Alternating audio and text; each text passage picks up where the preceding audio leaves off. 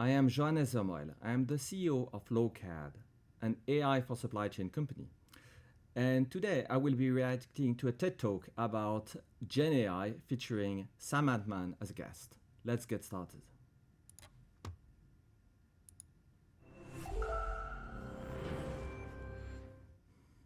Sam, welcome to TED. Thank you so much for coming. Thank you. It's an honor. Your company has been releasing crazy, insane new models pretty much every other week, it feels like. I've been playing with a couple of them. I'd like to show you what I've been playing. So Sora, this is the image and video generator. I asked Sora this: what will it look like when you share some shocking revelations here at TED? You want to see how it imagined it, you know? I mean, not bad, right? How would you grade that? 5 fingers on all hands. Actually, the image is quite good on expressing the amount of drama that Sam Altman tend to generate. I think it really captures the sentiment well. Very close to what I'm wearing, you know? It's good. I've never seen you quite that animated. You're normally No, I don't. I'm not that animated of a person. So maybe a B+. But this one genuinely astounded me when I asked it to come up with a diagram that shows the difference between intelligence and consciousness. Like, how would you do that? This is what it did. I mean, this is so simple, but it's incredible. What is the kind of process that would allow, like, this is clearly not just image generation, it's linking into the core intelligences that your overall model has. Yeah, the new image generation model is part of GPT-4o, so it's got all of the intelligence in there. And I think that's one of the reasons it's been able to do these things that people really love. I mean, if I'm I think here the trick is that LLM generations is the gist of the recent breakthrough is to treat the image just like tokens. In fact, you allocate for the image a sequence of pseudo tokens that are going to be reconstructed as the image, and that's, I would say, the magic trick here. So fundamentally it blends your prompt much more, I would say, much more deeply into the image being generated. But fundamentally, this is the same technology, same sort of intelligence. The fact that you have a visual output is extremely nice, but as far as AI is concerned, this is exactly at the level of the LLMs, large language models, same sort of idea. It's just blending the two together. But there is no breakthrough here except that it makes image generation much closer to the prompts. management consultant and I'm playing with some of this stuff, I'm thinking, uh-oh, what does my future look like? I mean, I think there's sort of two views you can take. You can say, oh man, it's doing everything I do. What's going to happen to me? Or you can say, like through every other technological revolution in history, okay, now there's this new tool. I can do a lot more. What am I going to be able to do? It is true that the expectation of what we'll have for someone in a particular job increases, but the capabilities will increase so dramatically that I think it'll be easy to rise to that occasion. So this impressed me too. I asked it to imagine Charlie Brown as thinking of himself as an AI. Came up with this. Thought this was actually rather profound. What do you think? I mean, the writing quality of some of the new models, not just here but in detail, it's really going to a new level. Yeah, I mean, this is an incredible meta answer, but there's really no way to know if it is thinking that or it just saw that a lot of times in the training set. And of course, like, if you can't tell the difference, how much do you care? So that's really interesting. We don't know. Isn't there though, like at first glance, this looks like IP theft. Like, you guys don't have a deal with the Peanuts estate, or? Here, I very much agree. If you are asking your tool to do a drawing in the style of a particular artist, then that's exactly what the tool will do. You could do exactly that by asking a freelance designer to do exactly that. That's, again, the problem is really not in the tool. The problem really lies in what you try to commercialize afterward. That's any talented artist can copy the style of any other artist. Some tools are just facilitating the task. You can clap about that all you want. Enjoy. The I will say that I think the creative spirit of humanity is an incredibly important thing. And we want to build tools that lift that up, that make it so that new people can create better art, better content, write better novels that we all enjoy. I believe very deeply that humans will be at the center of that. I also believe that we probably do need to figure out some sort of new model around the economics of creative output. I think people have been building on the creativity of others for a long time. People take inspiration for a long time. But as the access to creativity gets incredibly democratized and people are building off of each other's ideas all the time, I think there are incredible new business models that we and others are excited to explore. Exactly what that's going to look like, I'm not sure. Like, clearly there's some cut and dry stuff. Like, you can't copy someone else's work. But how much inspiration can you take? If you say, I want to generate art in the style of these 7 people, all of whom have consented to that, how do you like divvy up how much money goes to each one? Right. These are like big questions. But every time throughout history we have put better and more powerful technology in the hands of creators, I think we collectively get better creative output and people do just more amazing stuff. I mean, And I believe that these questions have been around for a long time. Gen AI is really a drop in the bucket. The questions of reusing patterns, styles, or even pieces of story across art pieces. It has been going on for many decades. Gen AI, again, it's only a small little touch in a long series of technological evolution. I believe that right now we already have intellectual property laws frameworks to deal with that. Gen AI do not really challenge in a meaningful way the copyright laws as they exist. That's at least that's not my understanding. an even bigger question is when they haven't consented to it. In our opening session, Carol Cadwallader.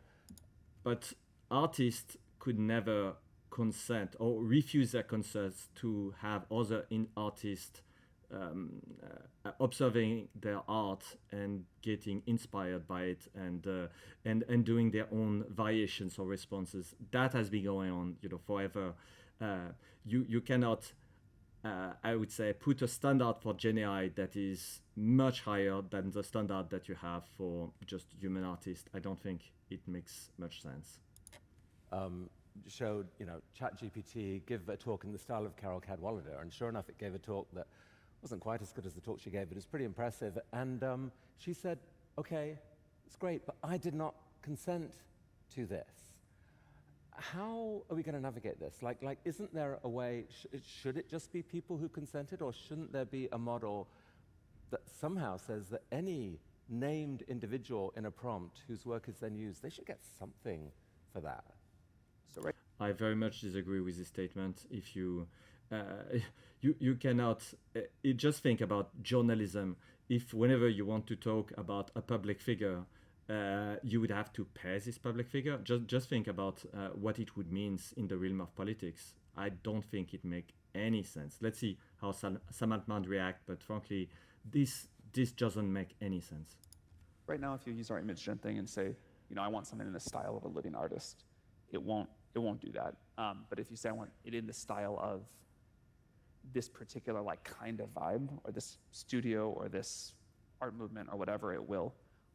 And here, I believe that's where OpenAI makes a mistake. If you have someone who is directly asking, I want something in the exact style of this person, the tool should not even have the ambition to, enforce intellectual property laws. That's for managers, and potentially, if managers make the wrong call, that will be for the judges to decide. But I believe that here, Sam Altman and OpenAI are doing a disservice to their audience, to their customers, and the market response will be their customers will move to other tools that don't act as mini capo enforcers of loose understanding of I would say wacky interpretation of intellectual property laws. That's my take.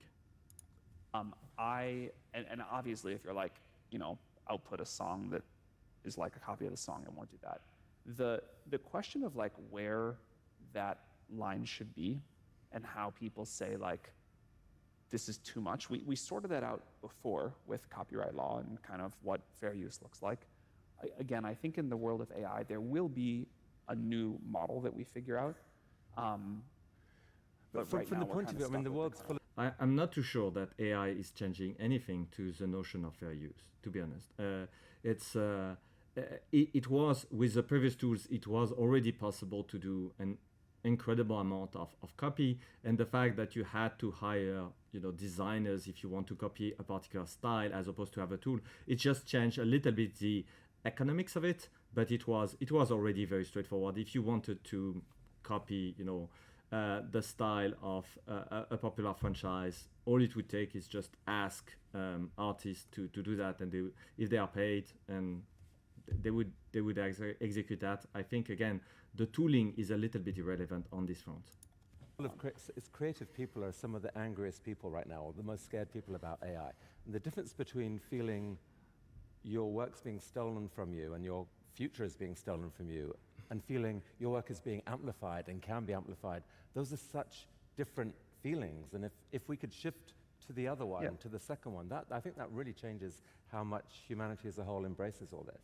Well, again, I would say some creative people are very upset. Some creatives are like, this is the most amazing tool ever. I'm doing incredible new work. But, like, it's definitely a change. And I have a lot of, like, empathy to people who are just like, I wish this change weren't happening. I liked the way things were before. I liked the, sorry. But in principle, you can calculate from any given prompt how much. There should be some way of being able to calculate what percentage of subscription revenue or whatever goes towards each answer. In principle, it should be possible if one could get the rest of the rules figured out. And it's obviously complicated. You could calculate some kind of revenue share, no? That's crazy. It's absolutely impossible. Art is blending so many intuitions, patterns together. The idea is that every single artist has been copying other artists since the dawn of times.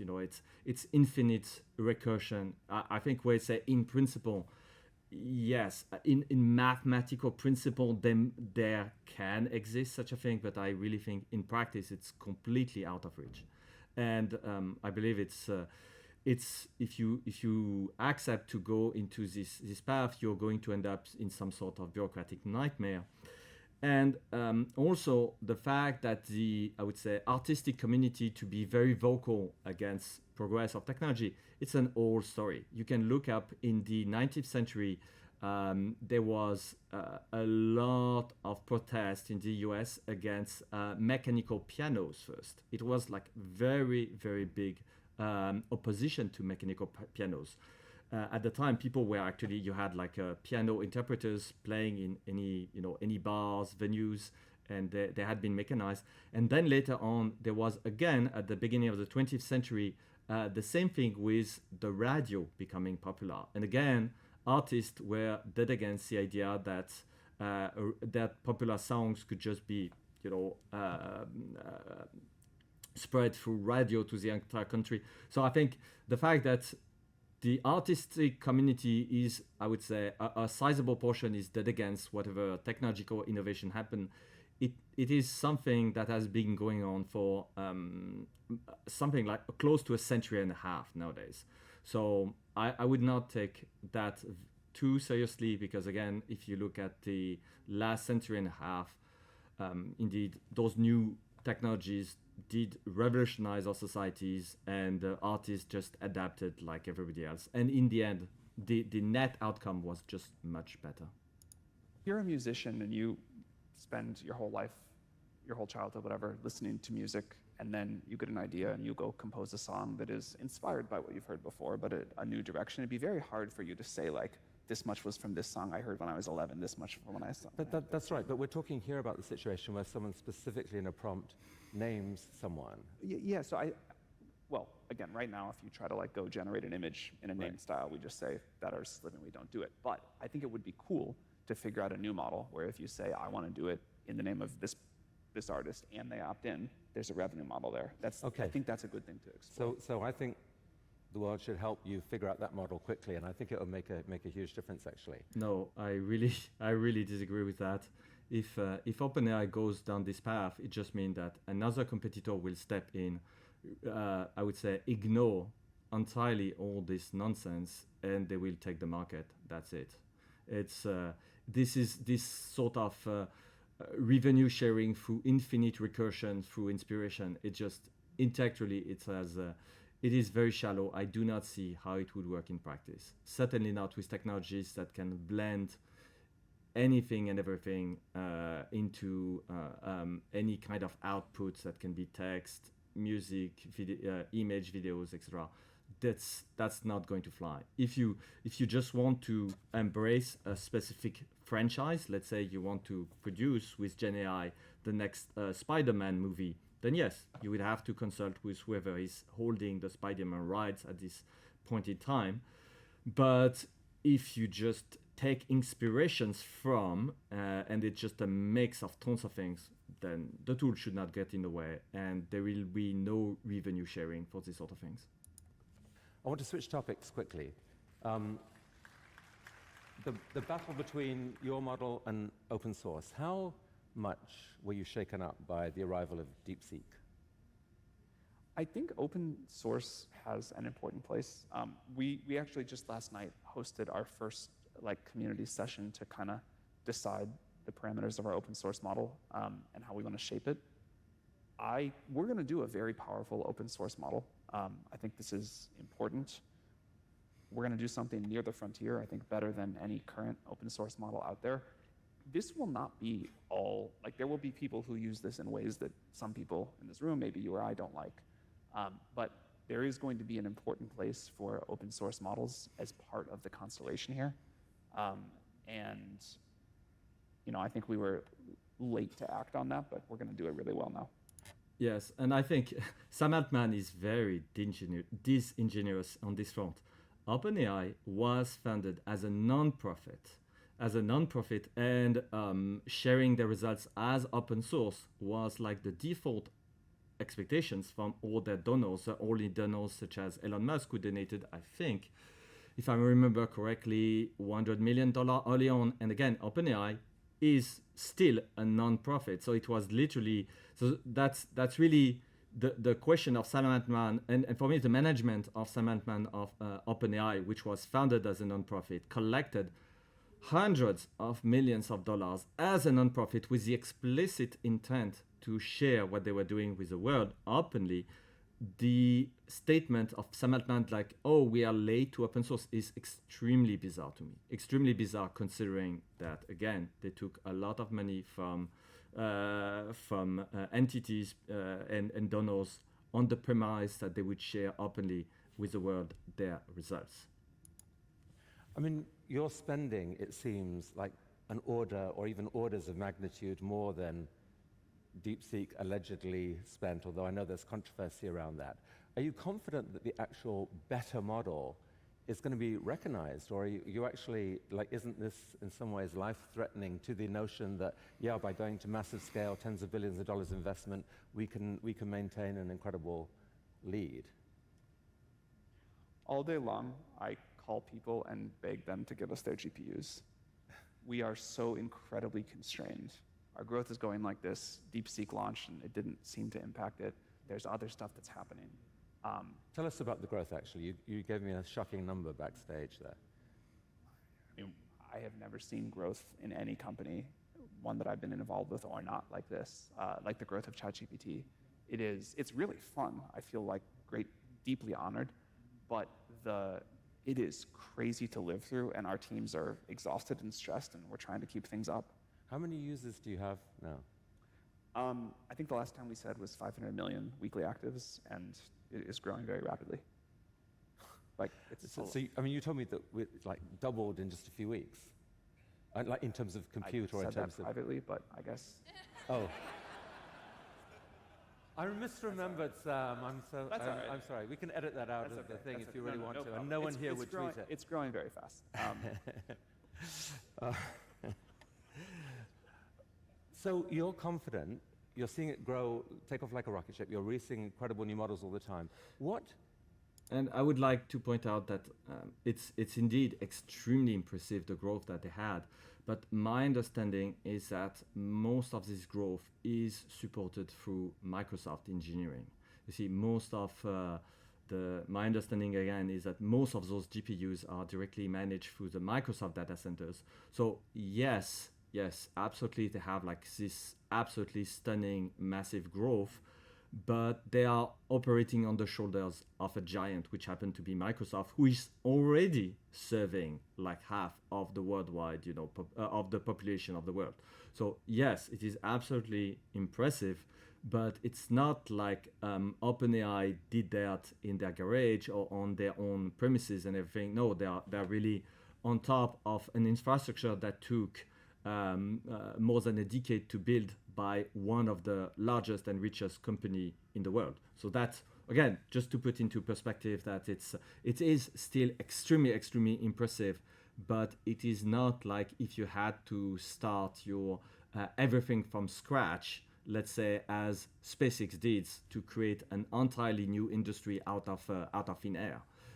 Here we are talking of something where they are actively using all the existing infrastructure, and yes, they have a massive usage, but they had people, tons of other companies to provide the storage, the bandwidth, and even the GPUs. It's great that so many GPUs can be produced, but they are not produced by OpenAI. They are just put to the service of OpenAI, which is a very different proposition.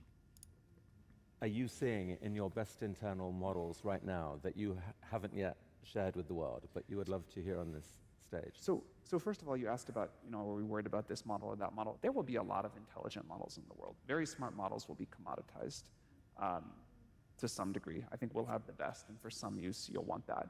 But honestly, the models are now so smart that for most of the things most people want to do, they're good enough. I hope that'll change over time because people will raise their expectations. But if you're kind of using ChatGPT as a standard user, the model capability is very smart. But we have to build a great product, not just a great model. And so there will be a lot of people with great models, and we will try to build the best product. And people want their image gen, you said some Sora examples for video earlier. They want to integrate it with all their stuff.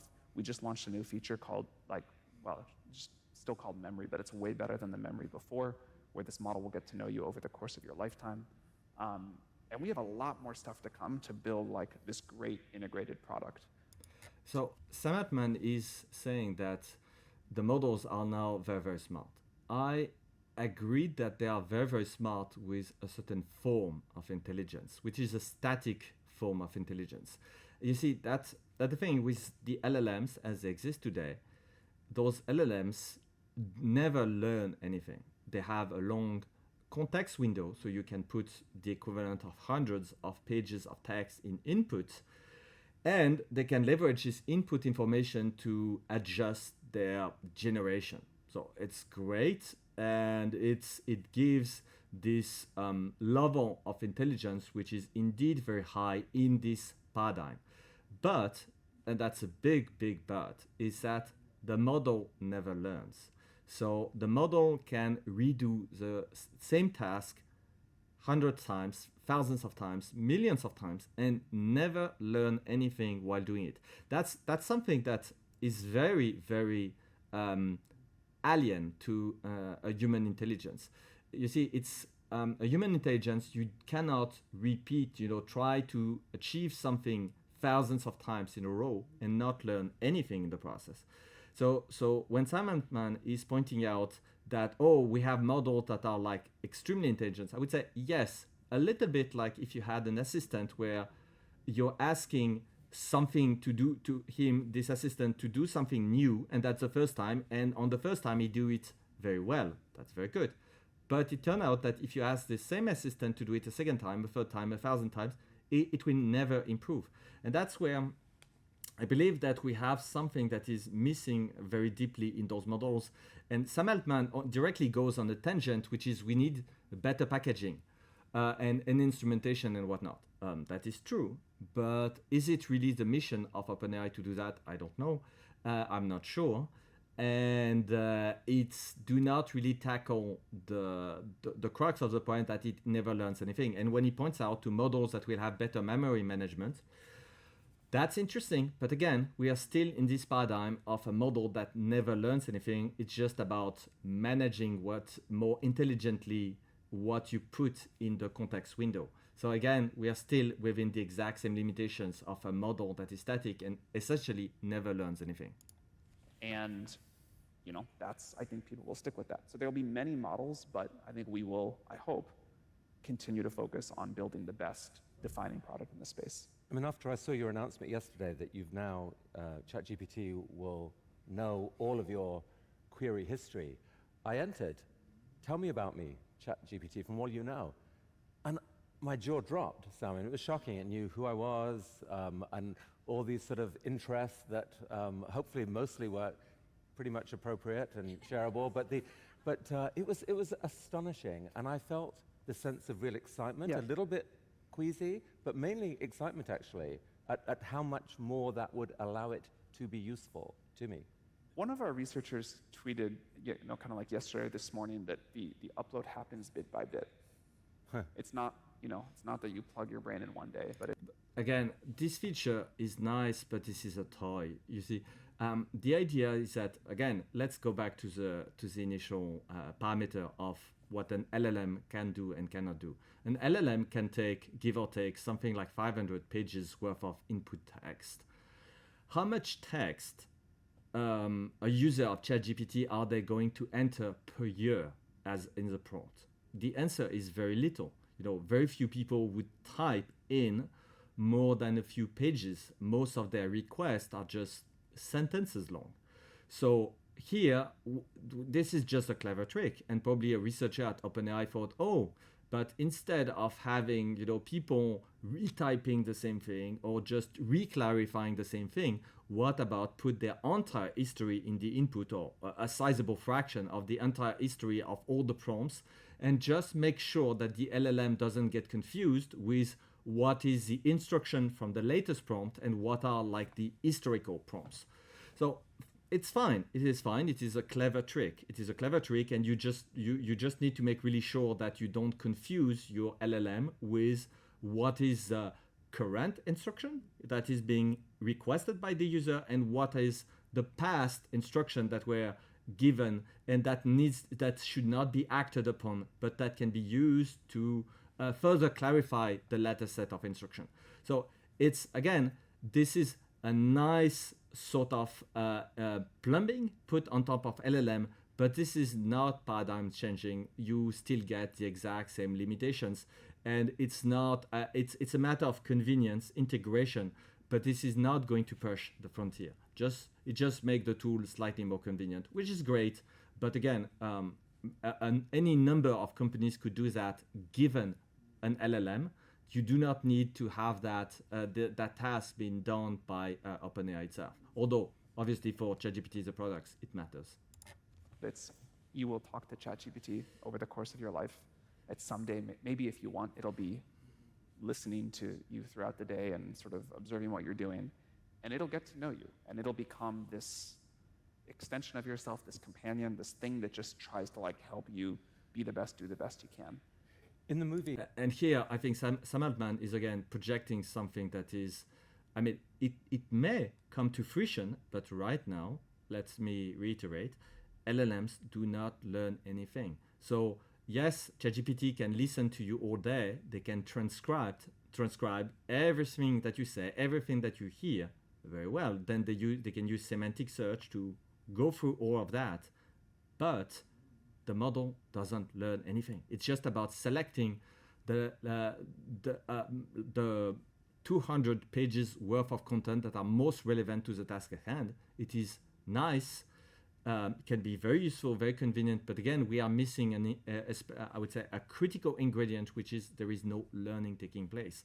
That's I would say the typical limitation, and that's where I believe the current paradigms that we have will not deliver on this front. So yes, the tool could be listening to you all day long. It will still fail at I would say grasping some basic elements, just because again there is no learning taking place. Her, the AI, basically announces that she's read all of his emails and decided he's a great writer and sends persuades a publisher to publish him. Is that might be coming sooner than we think? I don't think it'll happen exactly like that, but yeah, I think something in the direction where AI, you don't have to just like go to ChatGPT or whatever and say, I have a question, give me an answer, but you're getting like proactively push things that help you, that make you better, whatever. That does seem like it's soon. So what have you seen that's coming up internally that you think is going to blow people's minds? Give us at least a hint of what the next big jaw dropper is. The thing that I'm personally most excited about is AI for science at this point. I think I am a big believer that the most important driver of the world and people's lives getting better and better is new scientific discovery. We can do more things with less. We sort of push back the frontier of what's possible. We're starting to hear a lot from scientists with our latest models that they're actually just more productive than they were before. That's actually mattering to what they can discover. What's the plausible near-term? I am not too sure about that. You see, science, in my view, is really split between the ordinary science and the extraordinary science. The ordinary science is just, I would say, papers, publish or perish. You just produce papers after papers after papers. And how do you do that? You take a field of study and you pick minute variations of the same problems and rinse and repeat, the same questions with endless variations. And so, yes, for what it's called ordinary science, you are going to have the AI that would let you churn even more mindless papers. For the extraordinary science, I am much less sure. Because it's about seeing something that wasn't seen. And in fact, it is usually very much, you have to go for extraordinary science. You have to completely go against the consensus. And I think one of the main weaknesses of LLMs is that they are actually very poor when you want to go against the scientific consensus. It is extremely difficult to get an LLM to entertain intellectually a theory that would contradict the mainstream narrative. If, as a thought experiment, I invite the audience, just try to get an LLM to discuss an alternative theories to climate change.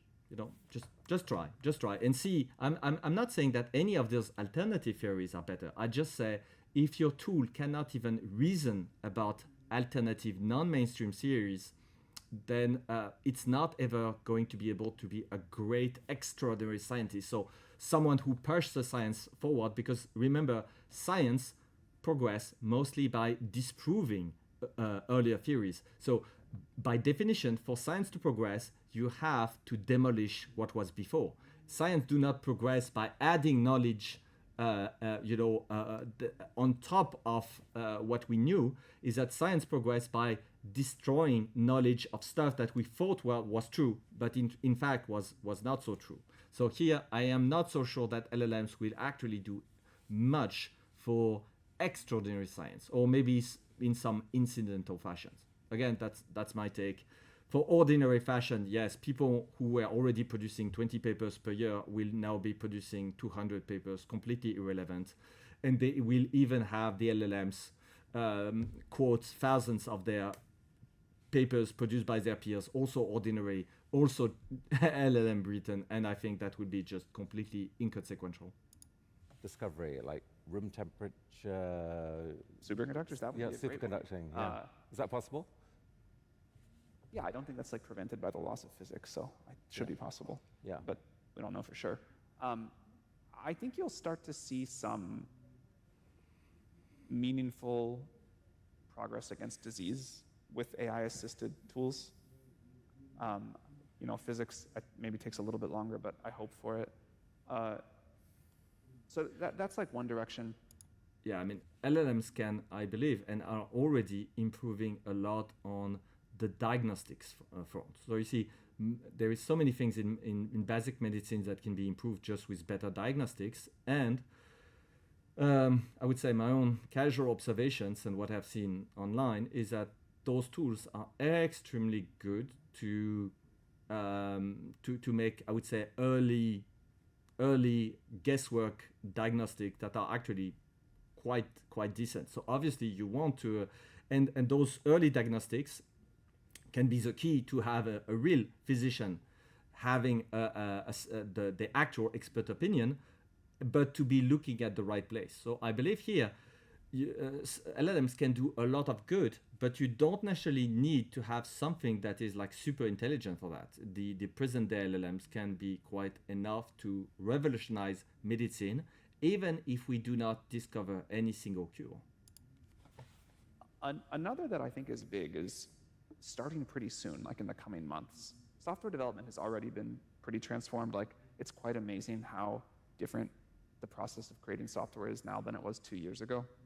But I expect like another move that big in the coming months as agentic software engineering really starts to happen. I've heard engineers say that they've had almost like religious-like moments with some of the new models, where suddenly they can do in an afternoon what would have taken them 2 years. It's like mine. It really, like, that's been one of my big feel the AGI moments. But talk about what is the scariest thing that you've seen, because like outside, a lot of people picture you as, you know, you have access to this stuff, and we hear all these rumors coming out of AI, and it's like, oh my God, they've seen consciousness, or they've seen AGI, or they've seen some kind of apocalypse coming. Yeah, two things. I mean, first, for the productivity for software, that is also my experience, but keep in mind that software, to some extent, is software engineering, developing software, writing code. Depending on your code base, you may have to face incredibly repetitive tasks. So again, it will depend on your code base, depend on the task, but many software companies end up in a corner where their own engineers end up doing extremely repetitive code structures, and you have to produce them over and over and over and over. And yes, in those situations, LLMs are near magical because they can automate all these boilerplates and make people much more productive. This is great, and that will definitely lower the cost of software, but it will not fundamentally change what we can do with software or cannot do, but it will definitively improve the economics of software, or actually makes I would say software engineering much cheaper overall. So that's important, but this is not necessarily as game changing as it is, because the areas where people were already using software will just be cheaper, and areas where software was thought to be impractical, usually the problem was not engineering cost, at least not software engineering cost, as a problem. Has there been a scary moment when you've seen something internally and thought, uh-oh, we need to pay attention to this? There have been like moments of awe, and I think with that is always like, how far is this going to go? What is this going to be? But there's no, like, we don't secretly have, you know, we're not secretly sitting on a conscious model or something that's capable of self-improvement or anything like that. You know, people have very different views of what the big AI risks are going to be. And I myself have like evolved on thinking about where we're going to see those. But I continue to believe there will come very powerful models that people can misuse in big ways. People talk a lot about the potential for new kinds of bioterror, models that can prevent present like a real cybersecurity challenge, models that are capable of self-improvement in a way that leads to some sort of loss of control. So I think there are big risks there. And then there's a lot of other stuff, which honestly is kind of what I think many people mean, where people talk about disinformation or models saying things that they don't like or things like that. Yeah, I mean, since the beginning of the Industrial Revolution, people have access to incredibly destructive guns by historical standards. An AI compared to a machine gun is like very inoffensive. So I believe that those people who are thinking, oh, the AI is so dangerous, I mean, my take is that there has already been so many technological innovations that are much easier to weaponize than AI. AI, yeah, I mean, in the long list of technologies that can be misused, it's one of them. But let's have a look at the potential. The potential is still very limited compared to, I would say, conventional guns, which are extremely powerful. Sticking with the first of those, do you check for that internally before release? Of course, yeah. So we have this preparedness framework that outlines how we do that. I mean, you've had some departures from your safety team. How many people have departed? Why have they left? We have, I don't know the exact number, but there are clearly different views about AI safety systems. I would really point to our track record. There are people who will say all sorts of things. You know, something like 10% of the world uses our systems now, a lot. And we are very proud of the safety track record. But track record isn't the issue in a way, because no, it kind of we're is. talking about an exponentially growing power that where we fear that we may wake up one day and the world is ending. So it's really not about track record. It's about plausibly saying that the pieces are in place to shut things down quickly if we see a danger. Oh yeah. No, of course that's important. You don't like wake up one day and say, hey, we didn't have any safety process in place. Now we think the model's really smart. So now we have to care about safety. You have to care about it all along this exponential curve. Of course, the stakes increase and there are big challenges, but the way we learn how to build safe systems is this iterative process of deploying them to the world, getting feedback while the stakes are relatively low, learning about like, hey, this is something we have to address. And I think as we move into these agentic systems, there's a whole big category of new things we have to learn to address. So let's talk about agentic systems and the relationship between that and AGI. I think there's confusion out there. I'm confused. So artificial general intelligence, it feels like ChatGPT is already a general intelligence. I can ask it about anything and it comes back with an intelligent answer. Why isn't that AGI? It doesn't, first of all, you can't ask it anything. That's very nice of you to say, but there's a lot of things that it's still embarrassingly bad at. But even if we fix those, which hopefully we will, it doesn't continuously learn and improve. It can't. Yes, that's exactly what I was pointing out. It cannot learn anything. So if it's bad at something, it will keep being bad forever. Even a human of very average intellect can improve upon himself or herself, and ChatGPT cannot on its own. So that's really a key difference, and we really don't know right now. That's my understanding of AI research. We don't know how to crack this problem, and maybe we would have to throw away entirely all the LLM paradigms. It's unclear that the LLM paradigm will give us the answer to this question.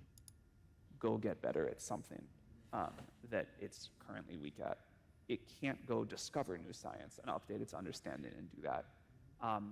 And it also kind of can't, even if we lower the bar, it can't just sort of do any knowledge work you could do in front of a computer. I actually, even without the sort of ability to get better at something it doesn't know yet, I might accept that as a definition of AGI. But the current systems, you can't say like, hey, go do this task for my job, and it goes off and clicks around the internet and calls someone and looks at your files and does it. And without that, it feels definitely short of it. I mean, do you guys have internally a clear definition of what AGI is, and when do you think that we may be there? It's one of these, it's like the joke, if you got 10 OpenAI researchers in a room and asked to define AGI, you'd get 14 definitions. That's worrying though, isn't it? Because No, well- that has been the mission initially. We're going to be the first to get to AGI, we'll do so safely, but we don't have a clear definition of what it is. I was going to finish the answer. Sorry. What I think matters, though, and what people want to know is not where is this one, magic moment of we finished, but given that what looks like is going to happen is that the models are just going to get smarter and more capable and smarter and more capable and smarter and more capable on this long exponential. Different people will call it AGI at different points, but we all agree it's going to go way, way past that. I kind of disagree with this whole perspective, both from the interviewer and from Sam Altman. The progress in this general field of AI for the last 70 years has been that at every step of the way, progress in machine learning or machine intelligence, if you want, has very much redefined the way we were understanding intelligence. And there has been like a series of gotcha moments where we realize, oh, okay, so intelligence is not that. It's not that, and it's something else. Oh, this thing that we were not paying attention to is actually critically important, etc. So Sam Altman presents this exponential curve as if it was something that, skyrocket and nice and smooth, your exponential curve. And that's very much, I would say, the sort of buzzwordish talk intended for wannabe investors. Look, numbers are up. But the reality is that the progress of science is extremely messy, and AI is no exception. So do not think that it's just a one-dimensional things where things go exponential. No. It can go in many directions, and it can be very intelligent at certain tasks while being super crappy at other tasks. And we might even split this very concept of intelligence into dozens of subdimensions. And so here, my take is that the progress is going to be most likely much more chaotic than what Sam Altman presents, where he say, oh, it's just a exponential curve and we are riding the exponential. Don't confuse the progress on the number of users using ChatGPT, which will follow, by the way, an S curve. So it's exponential at the beginning, and at some point you just reach a plateau. Yes, it's not going, just like mobile phones 20 years ago. It was an exponential growth curve for the adoptions, and then at some point, everybody who is like a likely users has it, and so you end up into a plateau. So you have like an S curve, not an infinitely growing exponential curve. So and here I believe those I would say LLM technologies will follow the exact same pattern, even if Sam Altman present that as a given that it's like a forever exponential. I don't believe that for a second. To whatever you want to call these systems that get much more capable than we are, the thing that matters is how do we talk about a system that is safe through all of these steps and beyond, as the system gets more capable than we are, as the system can do things that we don't totally understand. And I think more important than when is AGI coming and what's the definition of it, it's recognizing that we are in this unbelievable exponential curve. Yeah. And you can... Again, that's a talk for investors. I do not see... I mean, it's certainly progressing very, very fast. It is incredibly impressive. But it is absolutely unclear to me that we are, in terms of intelligence, in a complete, I would say, exponential curve. I would say, on the contrary, if I look at the amount of progress there was between 2022 and 23, and year by year, it's progressing a lot, but it's not accelerating. The simple fact that it keeps improving within the same paradigm is very impressive. It is extremely impressive. I'm not denying that, but I do not think that it is actually exponentially accelerating in terms of, at least in terms of intelligence. User adoptions, yes, but do not confuse the frontier technology and the user adoption. You know, say this is what I think AGI is. You can say you think this is what you think AGI is. Someone else can say superintelligence is out here, but we're going to have to contend and get wonderful benefits from this incredible system. And so I think we should shift the conversation away from what's the AGI moment to a recognition that, like, this thing is not going to stop. It's going to go way beyond what any of us would call AGI, and we have to build a society to get the tremendous benefits of this and figure out how to make it safe. Well, one of the Again, that's investor talk. Sam Altman is selling, oh, we are going to go directly past superintelligence, and that's why I'm asking for $5 trillion of investment. I think here it's like almost comically, I would say, enthusiastic. It may happen, but there is no certainty that it will happen at OpenAI, and no certainty that it will happen within any kind of short timeline. You see, it's and Sam Altman has no control over that. He doesn't know, and his own research teams, obviously, nobody knows that either. conversations this week has been that the real change moment is, I mean, AGI is a fuzzy thing, but what is clear is agentic AI, when AI is set free to pursue projects on its own and to put the pieces together. You've actually, you've got a thing called Operator, which starts to do this. And I tried it out. You know, I wanted to book a restaurant, and it's kind of incredible. It kind of can go ahead and do it, but this is what it said. There's a, you know, it was an intriguing process, and, you know, give me your credit card and everything else. And I declined on this case to go forward. But I think this is the challenge that people are going to have. It's kind of like, it's an incredible superpower. It's a little bit scary. And Yoshua Bengio, when he spoke here, said that agentic AI is the thing to pay attention to. This is when everything could go wrong, as we give power to AI to go out onto the internet to do stuff. I mean, going out onto the internet was always, in the sci-fi stories, the moment where, you know, escape happened and potential things could go horribly wrong. How do you both release agentic AI and have guardrails in place that it doesn't go too far?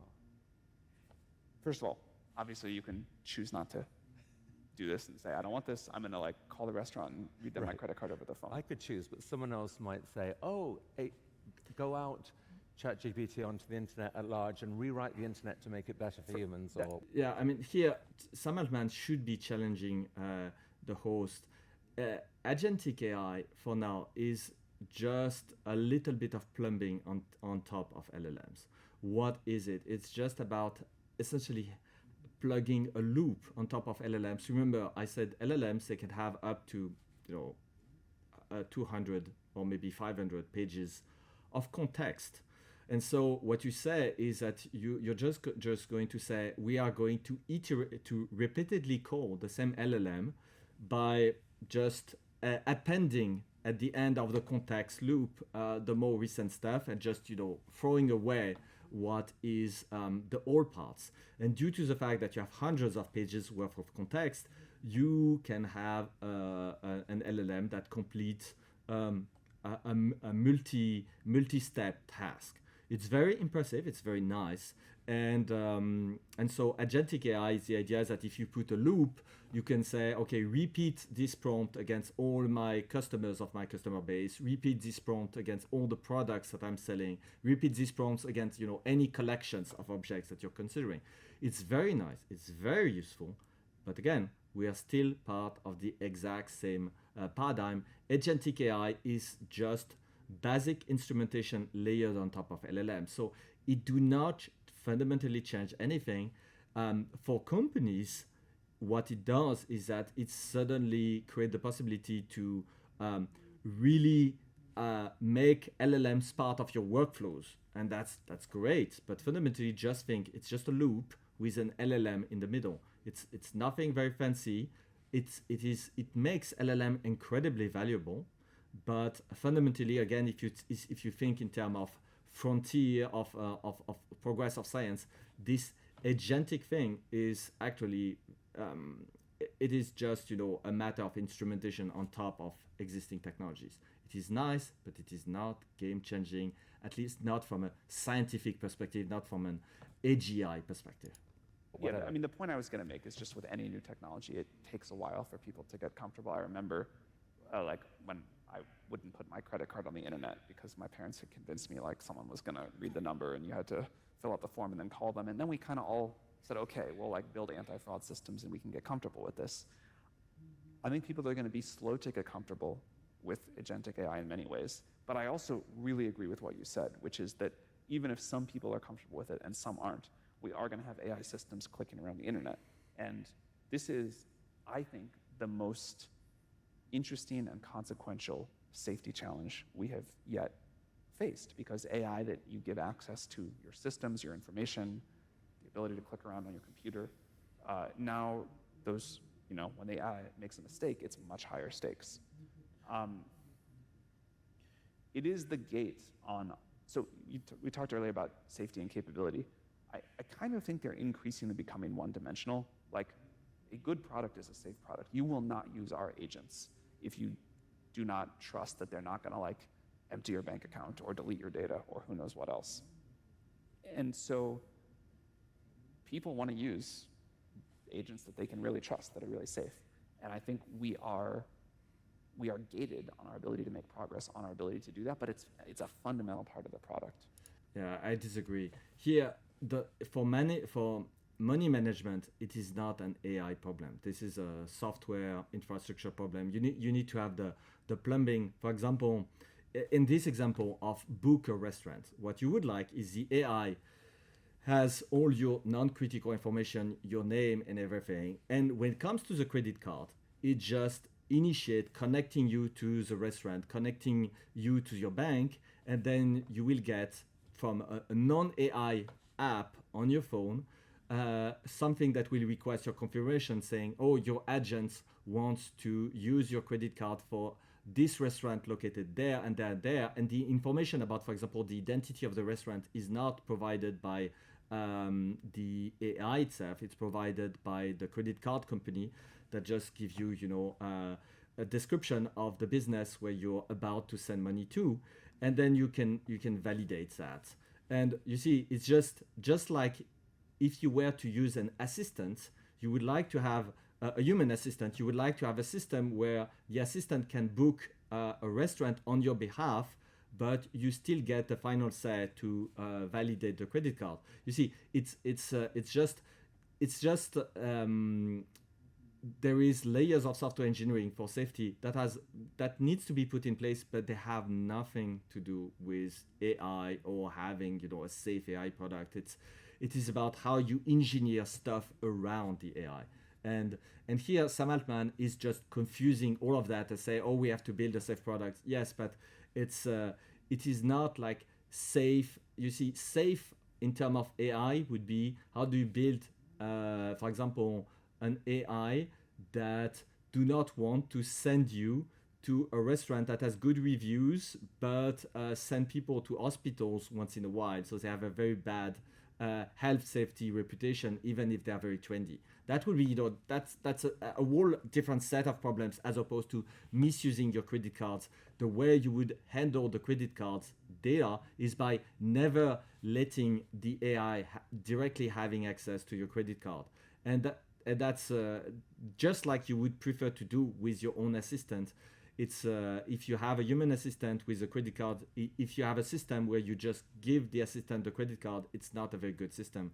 It's you need to have something, but the safety could not come from the intelligence of the assistant or the intelligence of the LLM in this case.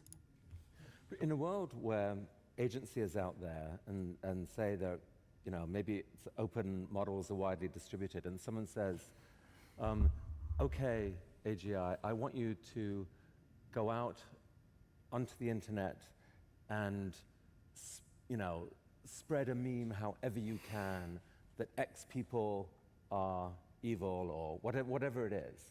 it doesn't have to be an individual choice. A single person could let that agent out there, and the agent could decide, well, in order to execute on that function, I've got to copy myself everywhere, and like, are there red lines that you have clearly drawn internally where you know what the danger moments are, and that we cannot put out something that could go beyond this? Yeah, so this is the purpose of our preparedness framework. And we'll update that over time, but we've tried to outline where we think the most important danger moments are, or what the categories are, how we measure that, and how we would mitigate something before releasing it. I can tell from the conversation you wish you're not a big AI fan. No, actually, on the contrary, I use it every day. I'm awed by it. I think this is an incredible time to be alive. I wouldn't be alive any other time, and I cannot wait to see where it goes. But we've been holding, I think it's essential to hold, like, we can't divide people into those camps. You have to hold a passionate belief in the possibility, but not be over-seduced by it, because things could go horribly wrong. No, what I was going to say is, I totally understand that. I totally understand looking at this and saying, this is an unbelievable change coming to the world. And, maybe I don't want this. Or maybe I love parts of it. Maybe I love talking to ChatGPT, but I worry about what's going to happen to art. And I worry about the pace of change. And I worry about these agents clicking around the internet. And maybe on balance, I wish this weren't happening. Or maybe I wish it were happening a little slower. Or maybe I wish it were happening in a way where, like, I could pick and choose what parts of progress were going to happen. And I think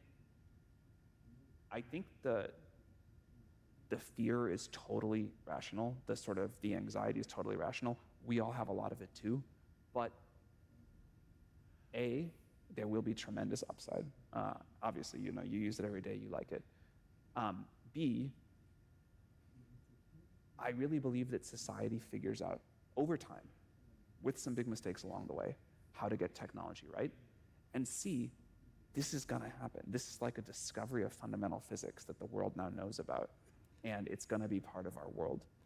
And I think this conversation is really important. I think talking about these areas of danger are really important. Talking about new economic models are really important.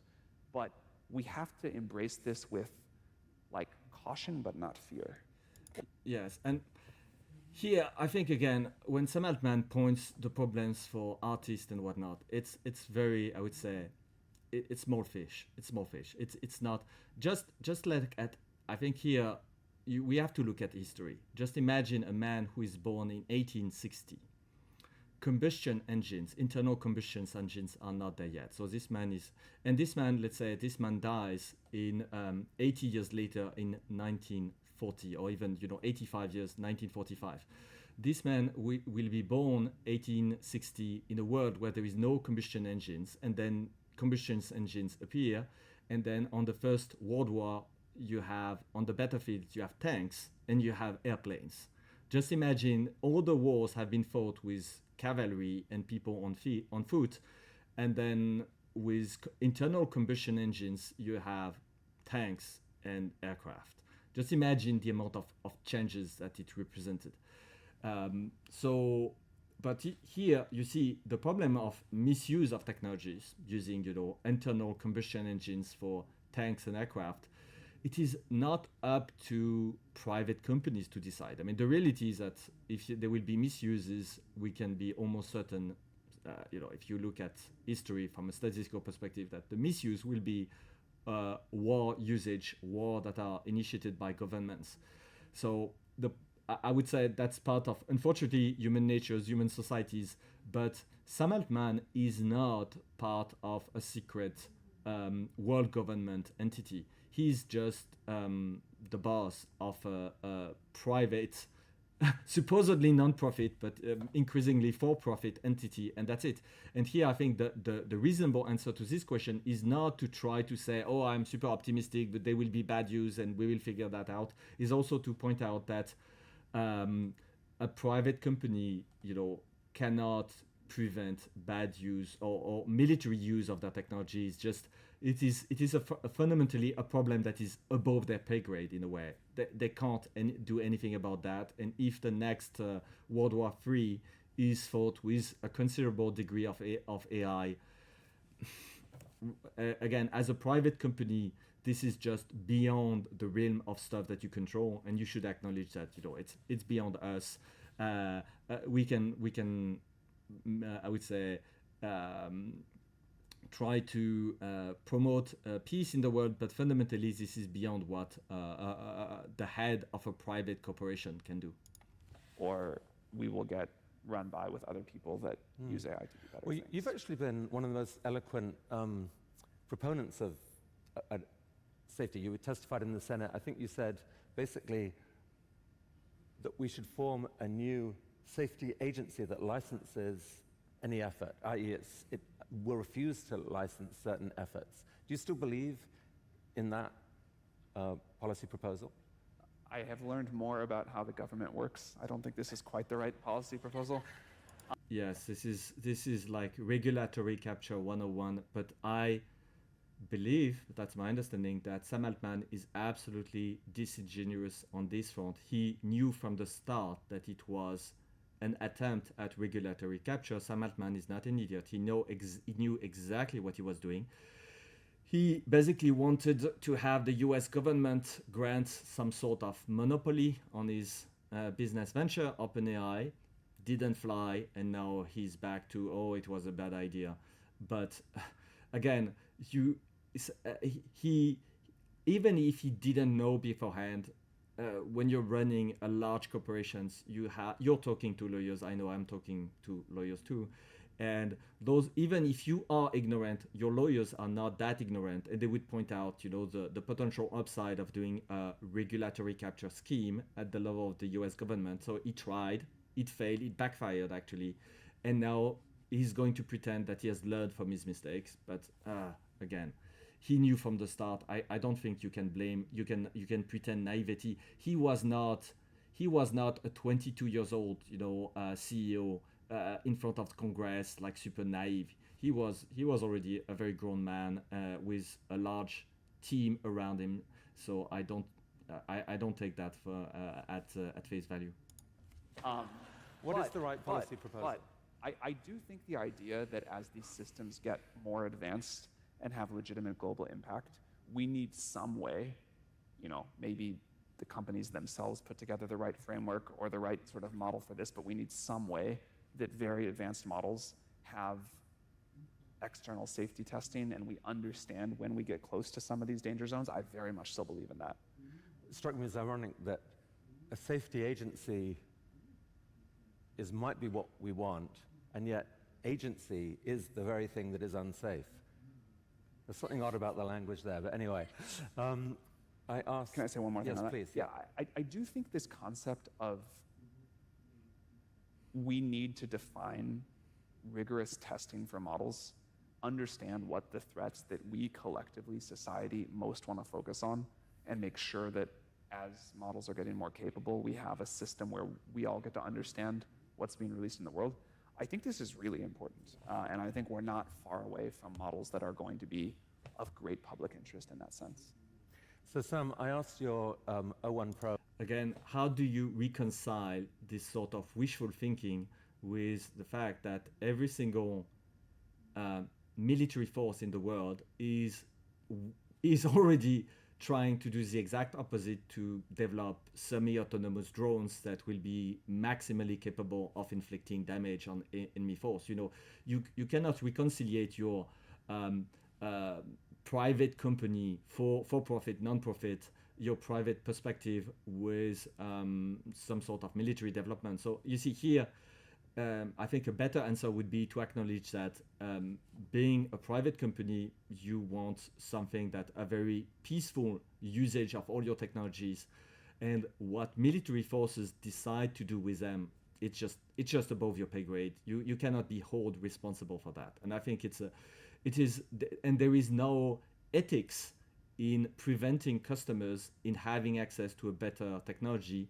just because the military can also use them to improve their weapons. That the military will always be able to use whatever technology is available to civilian to create, superior weapons. That's just basic fact of warfare. And So I don't think it is even ethical to you as a CEO try to embrace this value, this sort of concern. I think it's really virtue signaling. It's not doing any good to your company or the market. Reasoning model, which is incredibly. Thank you for the $200. $200 a month. It's a bargain at the price. I said, what is the single most penetrating question I could ask you? It thought about it for 2 minutes. 2 minutes. You want to see the question? I do. Sam, given that you're helping create technology that could reshape the destiny of our entire species, who granted you or anyone the moral authority to do that? And how are you personally responsible, accountable if you're wrong? No, it was good. That was impressive. You've been asking me versions of this for the last half hour. What do you think?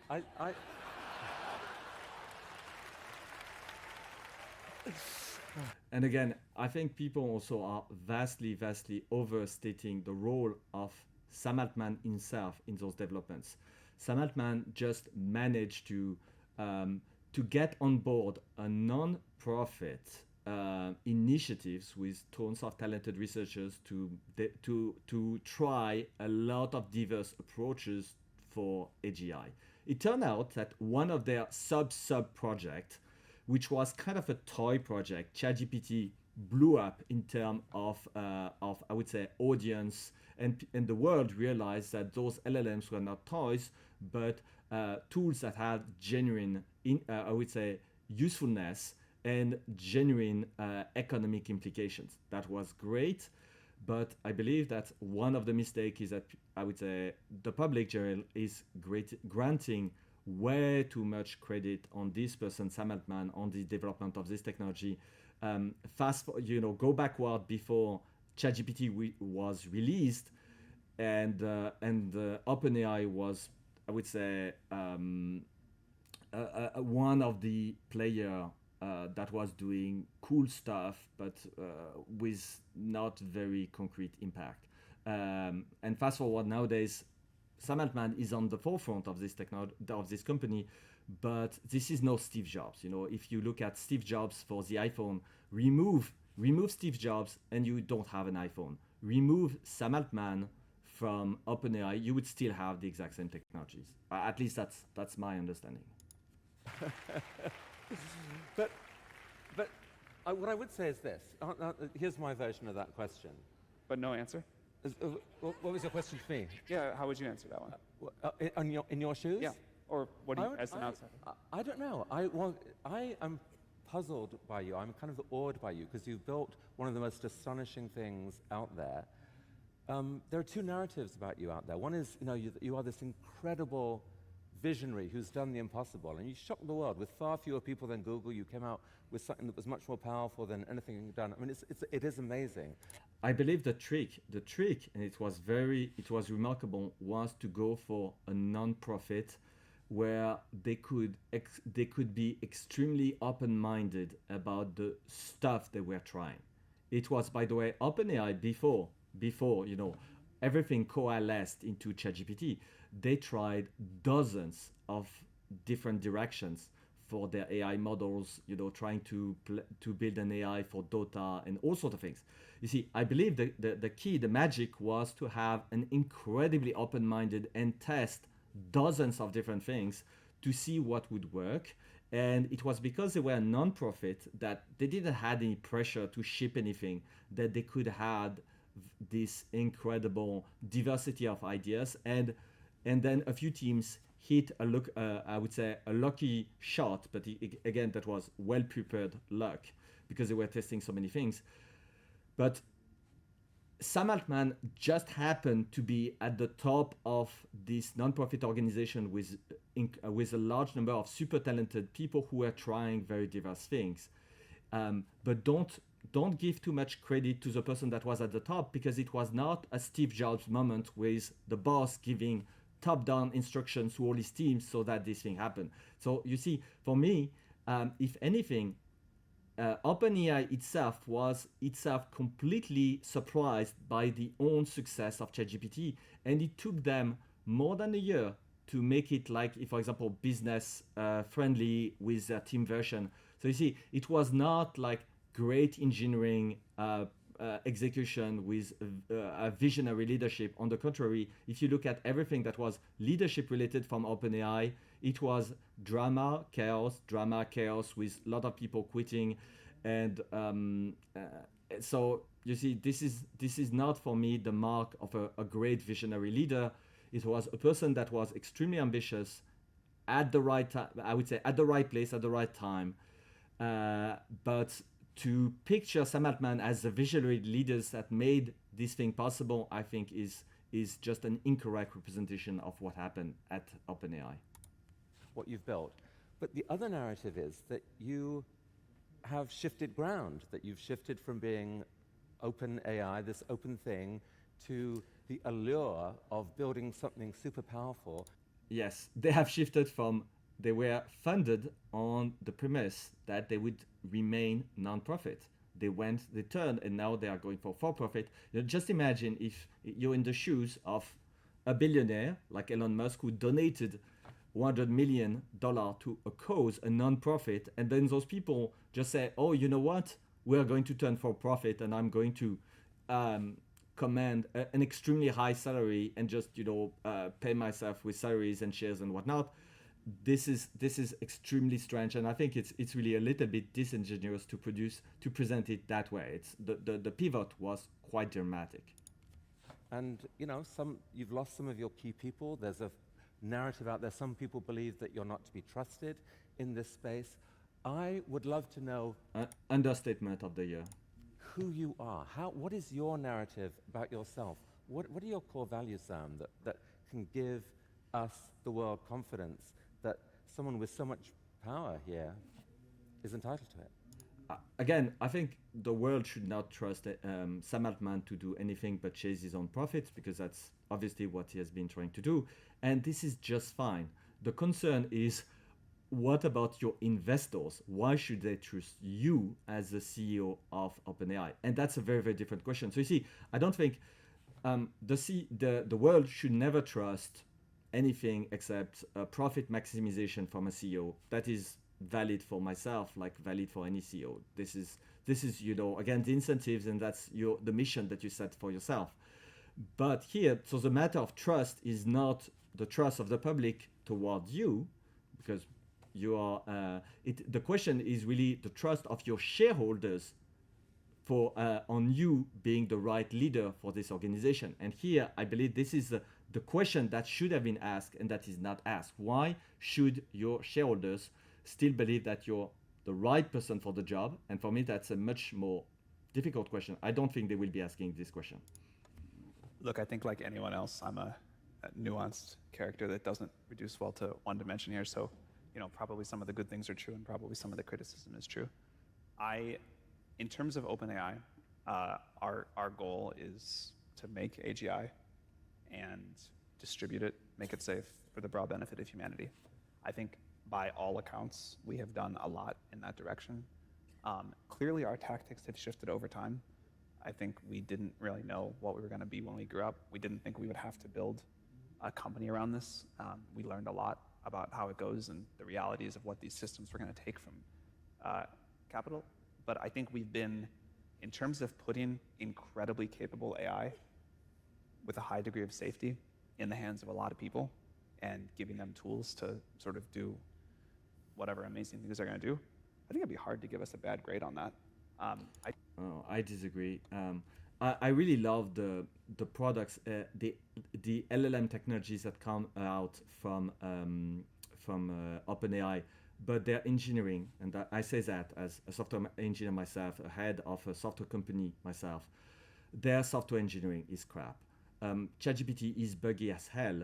I love the LLMs they have developed, but ChatGPT as a software product, the packaging that goes around the LLM is crap. Just to give you an example, now Deep Research, Deep Research just did an update like 2 weeks ago, and Deep Research, if you copy and paste the markdown, it doesn't copy the links anymore.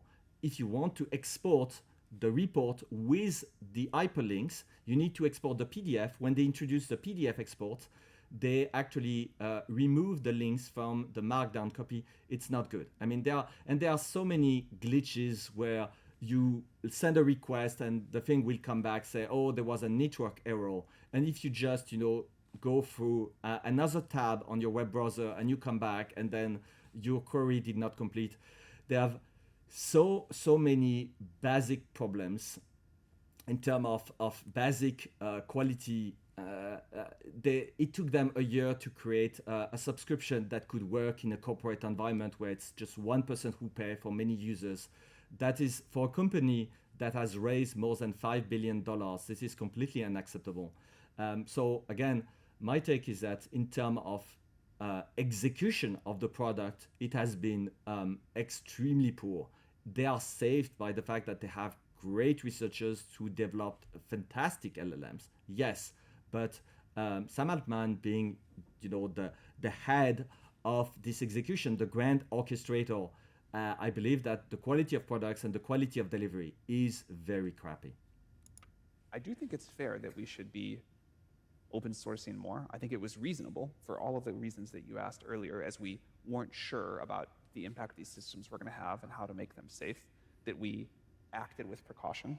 I think a lot of your questions earlier would suggest at least some sympathy to the fact that we've operated that way. But now I think we have a better understanding as a world, and it is time for us to put very capable open systems out into the world. If you invite me back next year, you will probably yell at me for somebody who has misused these open source systems and say, why did you do that? That was bad. You should have not gone back to your open roots. But, we're not going to get, there's trade-offs in everything we do. And we are one player in this, one voice in this AI revolution, trying to do the best we can and kind of steward this technology into the world in a responsible way. We've definitely made mistakes. We'll definitely make more in the future. On the whole, I think we have, over the last almost decade, it's been a long time now, we have mostly done the thing we've set out to do. We have a long way to go in front of us.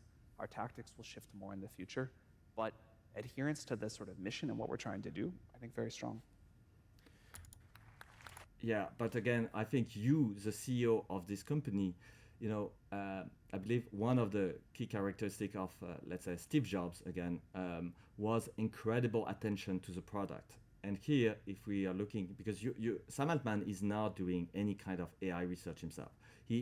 But as a CEO, he would have the responsibility to be the head of product in chief. And again, the key flagship products for OpenAI is ChatGPT, by mile. Everything else that they do is like small compared to ChatGPT.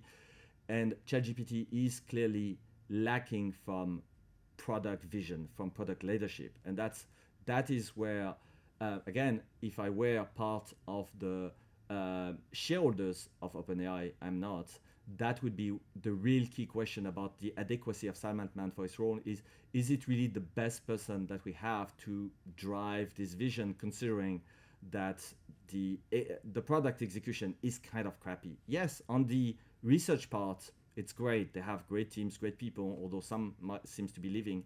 But it's if you as a CEO is not the driving force for the AI development, what about the product development? In here, for me, the only thing that resonates with me where Sam Altman has been the driving force is fundraising. So he has been extremely successful at raising funds. I grant him that. But as far as the execution of his business goes, I am not super impressed considering what his teams have done on the LLM front. There's you posted this. Well, so here's the Ring of Power from Lord of the Rings. Your rival, I will say, not your best friend at the moment, Elon Musk, claimed that he thought that you'd been corrupted by the Ring of Power, an allegation that, by the way, an allegation. Hi, Steve. An allegation that could be applied to Elon as well, to be fair. But I'm curious. People, you have. I might respond. I'm thinking about it. I might say something. It's in everyone's mind as we see technology CEOs get more powerful, get richer. Is can they handle it, or does it become irresistible. Does the power and the wealth make it impossible to sometimes do the right thing, and you just have to cling tightly to that ring? What do you think? I mean, do you feel that ring sometimes? How do you think I'm doing relative to other CEOs that have gotten a lot of power and changed how they act or done a bunch of stuff in the world? Like, how do you think? Oh, I know how I think. Not great. Not great. If we look, again, as a software engineer myself, if I look at what, for example, Elon Musk has done for Twitter, now X, he has reduced the headcount by 90%, and the social network is as dynamic and vibrant as ever. So he has managed to remove 90% of the overhead and keep the machine running. That's great management. That means that you can do a lot with scarce resources. This is exactly what you expect from a great CEO. Is either you do a lot more, or you do the same with a lot less. That's different way to achieve that. And again, and he had, I would say, key contribution to key aspect of the technologies. If we go to SpaceX and you look at interviews, many of the most innovative aspect of their technologies, like the Mechazilla, for example, arm to catch the rockets, were green-lighted by Musk himself among a vast number of competing options. So the role of the CEO was extremely clear. He directed the allocation of the resources to the right places. He called the right shots over and over and over. I do not see that with Sam Altman and his management of OpenAI. I haven't seen that yet, and I very much doubt that we'll see that in the future. What he has done right was to manage to convince investors to pour billions on his company. Well done, very well done. But as far as the execution is concerned, I'm not too sure. I am really not sure. So maybe Sam Altman should be chief fundraising officer at OpenAI and let someone else be the CEO. You have a beautiful. You are not a rude, angry person who comes out and says aggressive things to other people. Sometimes you do not. I do that. That's my single vice. But, No, I think in the way that you personally conduct yourself, it's impressive. I mean, the question some people ask is that the real you, or is there something else going on? But I'll take the feedback. You have seen CEOs. You put up the Sauron Ring of Power, or whatever that thing is. So I'll take the feedback. What is like something I have done where you think I've been corrupted by power? Converting a non-profit organization to for-profit after taking in something like $500 million. I mean, that's pretty high as far mission corruption goes. But just saying. I think the fear is that just the transition of OpenAI to a for-profit model is, some people say, well, there you go. You got corrupted by the design. Again, I am running a for-profit corporation. That is fine. But I didn't start by taking monies from my investors, telling them I am non-profit. I am on a path to, share with the world this amazing work produced by those super talented people that are joining me because of the cause, and then halfway through the journey just decide to go, for profit. You see, the problem is there is a lack of consistency. There is a lack of integrity with the mission that you set for yourself. That's really, for me, this is really the red flag here. For wealth, you at one point there was going to be no equity in it. It'll make you fabulously wealthy. By the way, I don't think that is your motivation personally. I think you want to build stuff that is insanely cool. And what I worry about is that is the competitive feeling that you see other people doing it, and it makes it impossible to develop at the right pace. But you tell me. If you don't feel that, like what? So few people in the world have the kind of capability and potential you have. We don't know what it feels. I very much disagree with this statement. Sam Altman is definitely a very capable person, no question about that. But again, I do not rank him as a leader, as someone that is truly extraordinary, except in his capacity to seduce investors. I don't think that you can put him at the same level of a person like, again, Bill Gates, Steve Jobs, Jeff Bezos. Or even Satya Nadella, the current CEO of Microsoft. They are on an entirely different league as capable leaders. It doesn't even compare. Oh, sorry, let's restart the video. Feels like, what does it feel like? Shockingly the same as before. I think you can get used to anything step by step. I think if I were like transported from 10 years ago to right now all at once, it would feel very disorienting.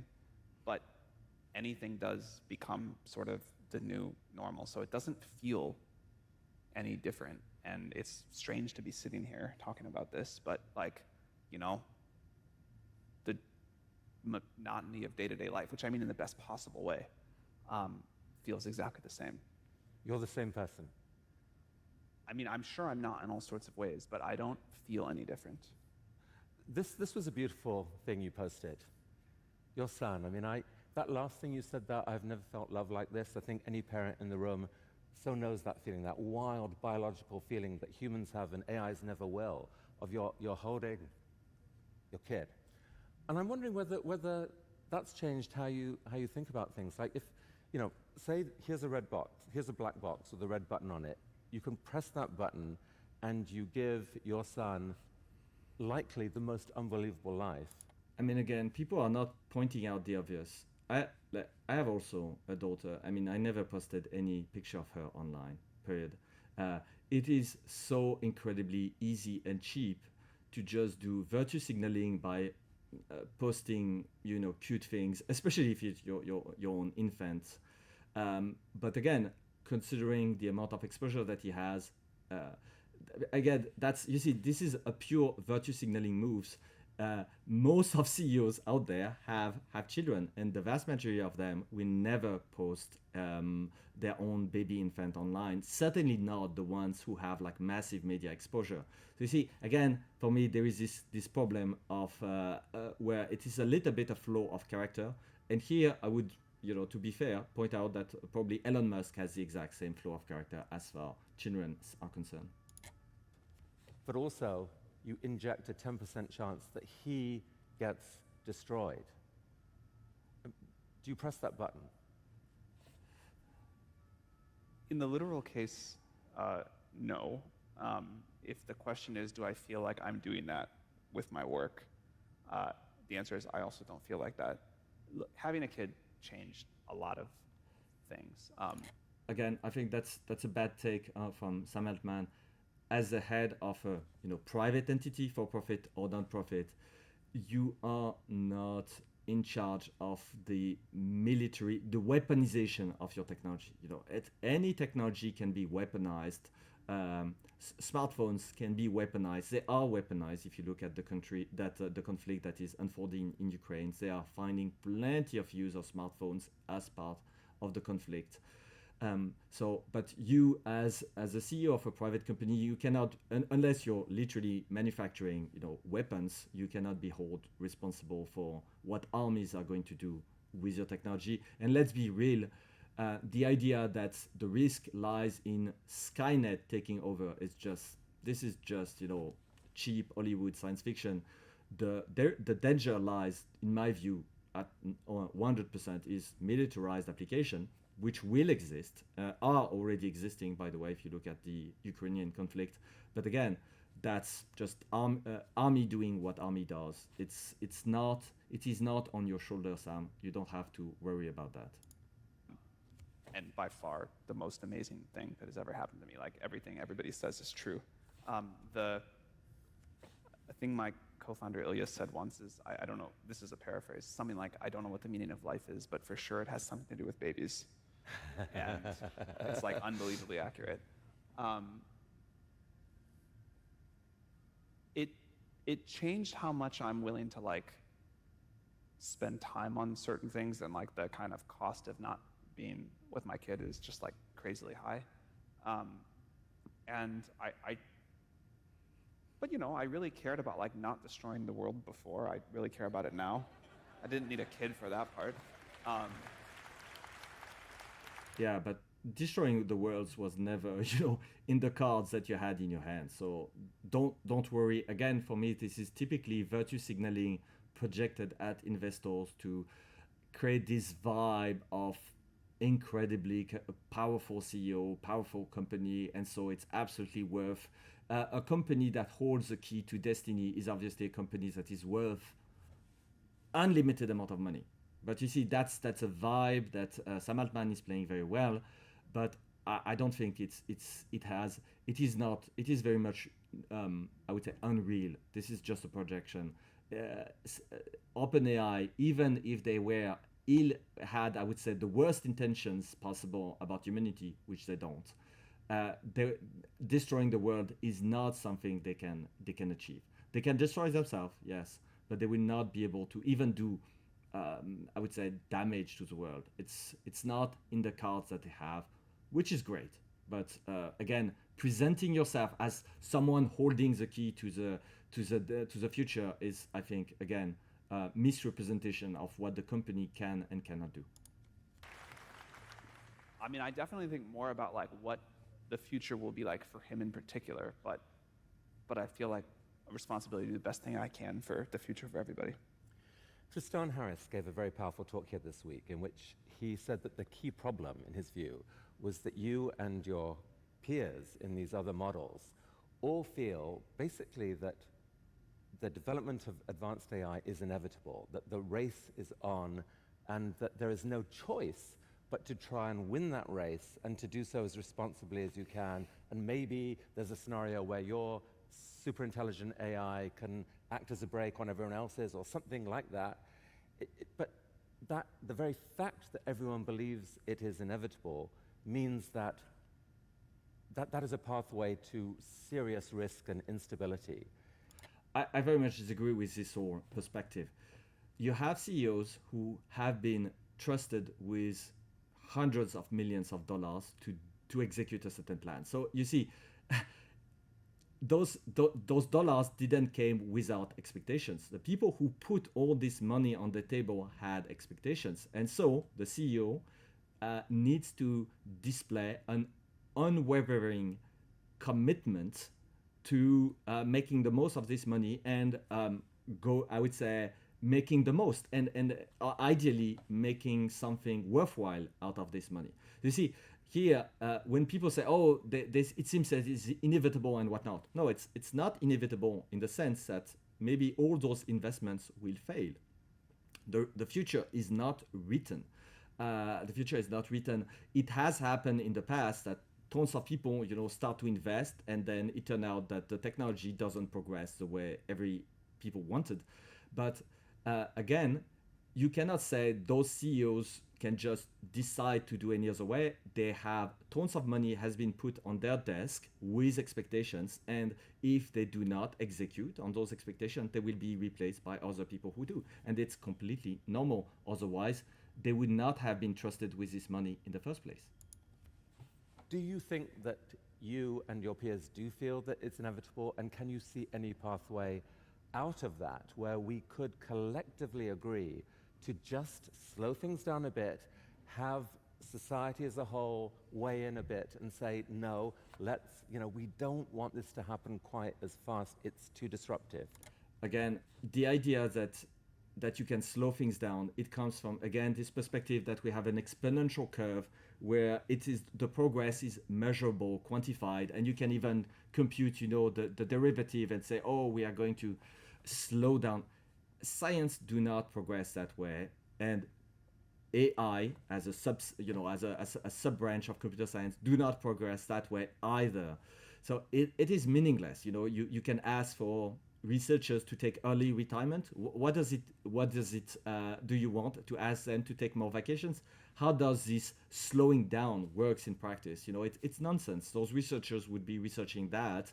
You can try to convince them to go on extended period of vacations, but it's the practicality of this question is I think nonsense, and also it is rooted in this very naive view that the progress is some kind of an exponential curve where the CEO can decide the sort of slope of progress. Again, this is very much nonsense.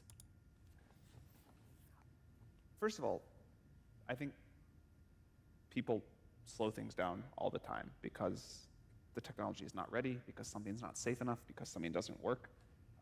There are, I think, all of the efforts hold on things, pause on things, delay on things, don't release certain capabilities. So I think this happens. And again, like, this is where I think the track record does matter. If we were rushing things out and there were all sorts of problems, either the product didn't work as people wanted it to, or there were real safety issues or other things there. And I will come back to a change we made. I think you could do that. There is communication between most of the efforts.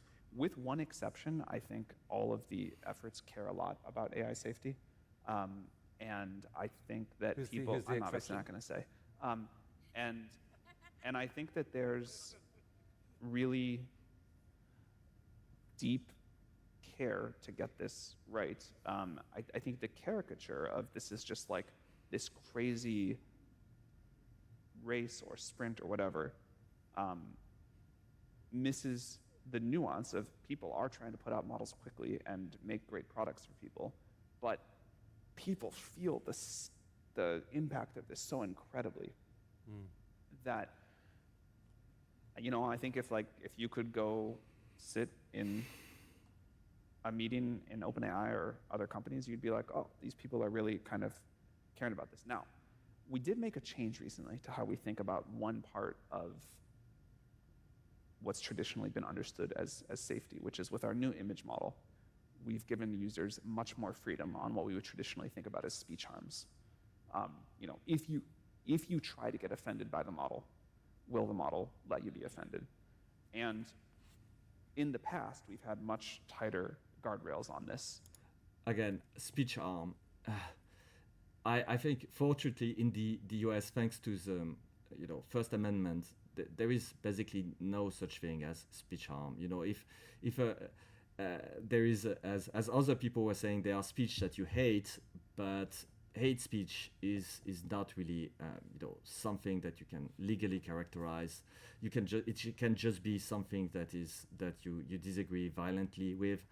And then again, if you said that you can be harmed by the speech, just wait until you consider that the sort of harm that you can have with an actual bullet. Again, people are just magnifying that to proportions that I think is a little bit ludicrous. And again, it is part of this sort of games that Sam Altman is playing to position himself as some sort of demigod, and then it rationalizes the position of the market to have other actors putting billions, trillions, whatever, on his company. It doesn't really make much sense. But I think part of model alignment is following what the user of a model wants it to do within the very broad bounds of what society decides. So if you ask the model to... I disagree with what society decides. Again, that's the idea, is that whoever will win, this sort of market will be what the sort of, it's a very personal experience, if you're interacting with a chatbot. So the idea is that you want the chatbot to do the things that you want, not what your neighbor wants. Just imagine if you're living in a country that has, on average, I would say, opinions that are extremely that runs deeply contrary to your belief. Should the LLM enforce that? Just imagine, even in a very democratic society like the US, do you really want your LLM to be fully aligned with whoever is holding the seat of presidential power? It's maybe the person currently holding the seat is not your candidate, and maybe you are vehemently opposed to what he's proposing. So my take is that no, the LLM should be maximally aligned to you, as a person, is the consumer is desiring, not abiding to what the society considers as the mainstream view on things. Depict a bunch of violence or something like that, or to sort of reinforce some stereotype. There's a question of whether or not it should do that. And we're taking a much more permissive stance. Now, there's a place where that starts to interact with real world harms that we have to figure out how to draw the line for. But I think there will be cases where a company says, okay, we've heard the feedback from society. people really don't want models to censor them in ways that they don't think make sense. That's a fair safety negotiation. Yeah, and the problem is that we know where this road goes. It was the first model released by Google for image generations, and whenever you were asking for give me Roman soldiers or give me Vikings, it would give you people that were ethnically typed as Africans. And it was almost like completely comical. It was you asked for Vikings and they would give you people with incredibly dark skin, with a typical sub-Saharan type, ethnic type. And that was just pure nonsense. And that's exactly what you get when you want to, enforce some kind of mainstream narrative on your model. You mostly get nonsense. So you should just let, those models be maximally adherent to the individual will of your individual users. If those people break the law and do bad things, those people needs to be brought to court. But it's not, again, you can try to kill someone with a drill. It is not the responsibility of the person who manufactures a drill to be held responsible for whatever people do with the drill. But to the extent that this is a problem of collective belief, the solution to those kinds of problems is to bring people together and meet at one point and make a different agreement. If there was a group of people, say, here or... But which people, how do you get them together? How do you get them to agree on anything? I mean, even in very democratic societies, most people do not agree on many things. And we are just talking of basic things. Just imagine, basic questions like immigrations, most people disagree on that. And that's just, I would say, a basic question. If you want to now have a complete agreement on every single little things about literally the nature of reality, nature of time, nature of everything, this is an impossible problem. I don't think that's a right paradigmatic approach to even conceive the challenge here. Out there in the world who were willing to host a summit of the best ethicists, technologists, but not too many people, small, and you and your peers, to try to crack what agreed safety lines could be across the world. Would you be willing to attend? Would you urge your course, colleagues but to I'm come? much more interested. Of course, of course not. I mean, again, most of the public resentment comes from, and there is tons of conspiracy theories on this sort of globalist agenda where elites meet in secret to decide the fate of the rest of us. Why do you even want, as a CEO, to be part of this sort of charade? This is, for me, when Sam Altman say, of course, my short answer is, of course not. I want to do what's best. I would say my response as a CEO is, I want to do what's best for my customers.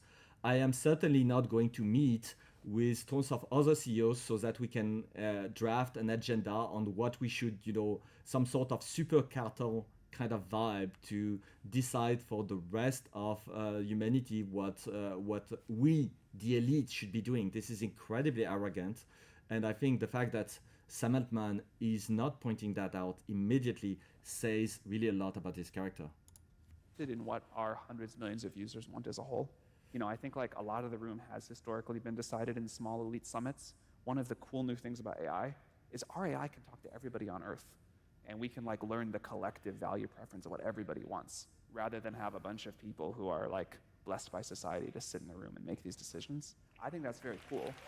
And okay, so at least Sam Altman was criticizing a little bit more in that direction, and backroom when meetings. we've gotten things wrong because the elites in the room had a different opinion about what people wanted for the guardrails on image gen than what people actually wanted, and we couldn't point to real-world harm, so we made that change. I'm proud of that.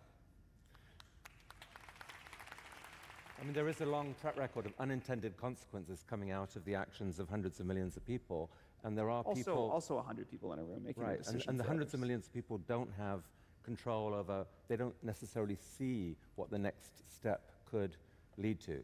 Yeah, but that's freedom. I am hopeful that is totally accurate and totally right. I am hopeful that Yes, but if 100 million people makes individually mistakes, who are you to think that you know any better? That here I really believe that's the power of the markets, is that the market is correct by definition. If people want something, it is not your role, you as a CEO, to change what really people want deeply. I mean, you may present new things, but you see, this is a very, very elitist take to think. I think if I were to quote Thomas Sowell, the anointed, you present yourself as part of the elite and you know better, and you're going to decide for all those people who are supposedly so ignorant. I think it's a very mistaken take on society as a whole.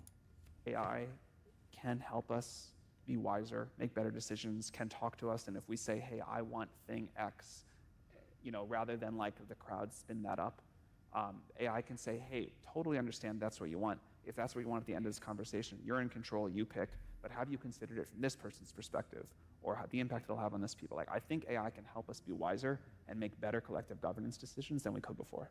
Well, we're well out of time. Sam, I'll give you the last word. What kind of world do you believe, all things considered, your son will grow up into?